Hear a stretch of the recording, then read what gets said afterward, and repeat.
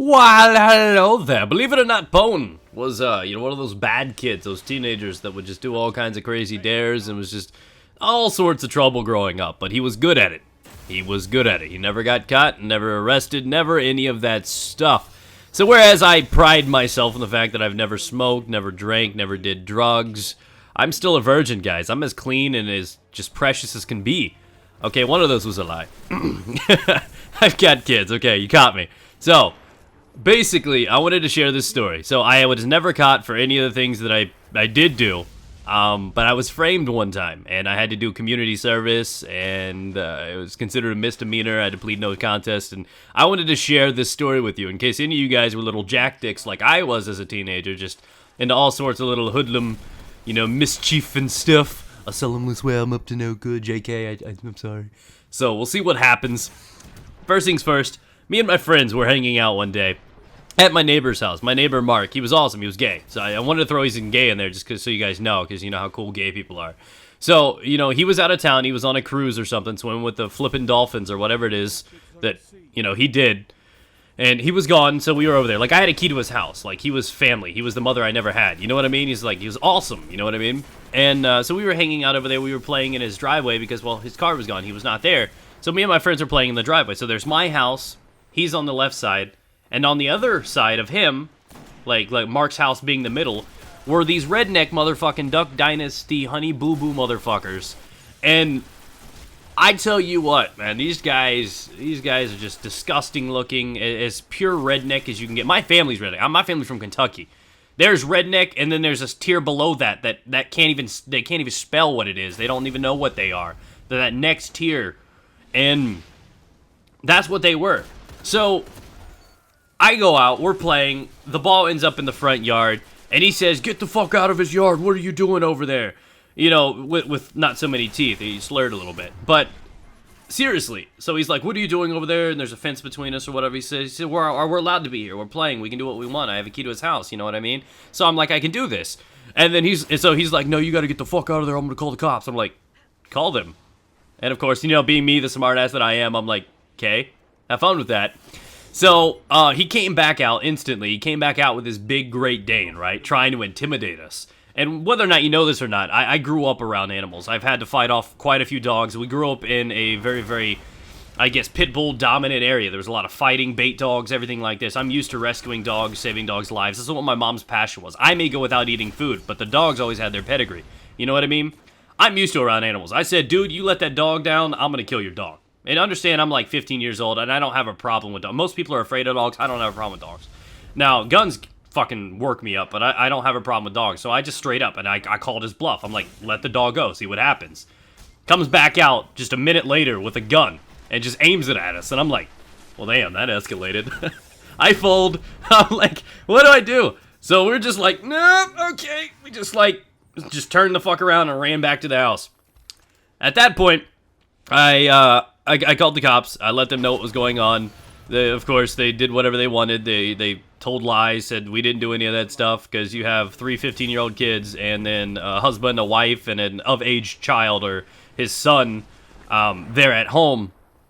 And so it was their 3 words against ours. And if you do not know how our justice system works, children do not have a say in anything. Basically, anything they say is null, is void. It doesn't matter. If you're not of age, whatever it is, whether or not it's the truth or not, doesn't matter in court. I don't know what it is. It's something I found out the hard way.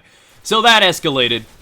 At that point, then my mom came home shortly after from work, and she goes over to confront the guy. So she's knocking on the door, and, things get heated apparently. I'm over at our yard, obviously 2 houses apart. And, all of a sudden, something escalates. About a minute in, I see her, smack the door real hard, start walking away. She says, "I don't give a fuck what you do to your fucking son, but you don't fucking harass mine." She smacks the door, she starts walking away. He comes out, he picks my mom up and throws her down the driveway. At this point, I black out. I actually cannot recall the events that happened after this. Simply because, I've always seen that, when, people are doing, the insanity plea in courts and stuff like that. Well, I couldn't control what I was doing. I would have never believed it. It sounds like bullshit to me, but until you've ever had this moment of pure shock or anger, you literally, it's not even like a step outside of yourself thing. You just lose track of what happened. I mean, you're still functioning. My friends that were there, my two friends, they were there. They told me that I cussed at them and I ran back inside and I grabbed a curtain rod and I was heading back over there. And I do remember when my mom kind of snapped me out of it, though. She was laying on the ground and she just kind of holds her hand up and she's like, Dustin, no. And it's good, because dude was like 400 pounds. He would have probably fucking killed me. But it was anger. It just took over. And that's what happened. So we call the cops back. We showed the wounds. We show what happens. He goes ahead and lies and says my mom went inside, beat up his wife, and he defended her. And my mom is the only one with any wounds and everything like this. About a week later, we get called in, and we have to go to court. Apparently, me and my two other friends, which were brothers, dented all four sides of his car from the 1 yard. So if you're looking at this, imagine you're standing in the yard and you're looking at your neighbor's driveway. Can you tell me how you dent all four sides of a car from 1 yard to a driveway? So even with like science defending the fact that we couldn't have done anything to his car, his story changed. First it was softballs, then it went to tennis balls, then it went to pine cones, because pine cones, those motherfuckers, I froze them before I fucked his car up. Clearly, I had to make sure it did good damage. So his story changed so many times. We caught him in so many lies. We actually went over to the sidewalk, which was public property. Went over to the sidewalk. We took pictures of his car. Every one of these rumored dents that we put in all had rust in them.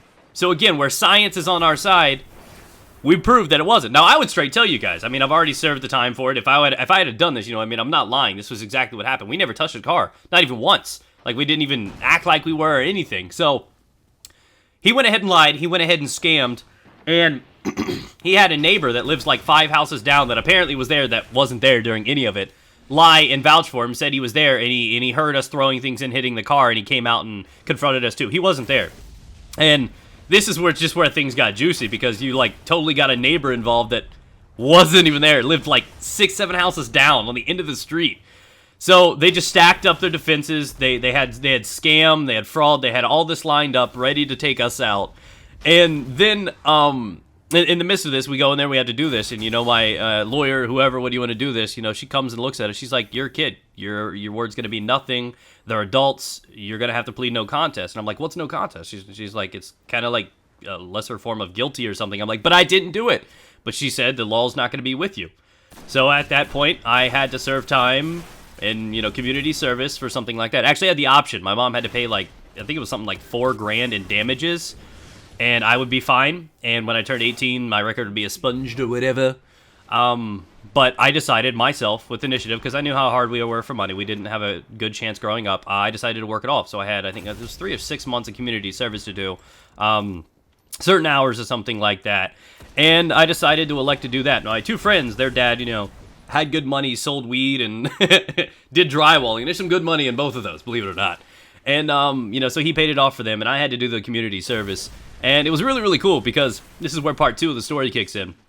I go to my community service. Now, understand, I grew up all around black people. My whole life, there were 5 white kids in the school. So this is just what happened. So I go to this place. It's like the most fucking disgusting, beat-down place. The biggest ghetto you can think of. And this is where it was here in Ohio.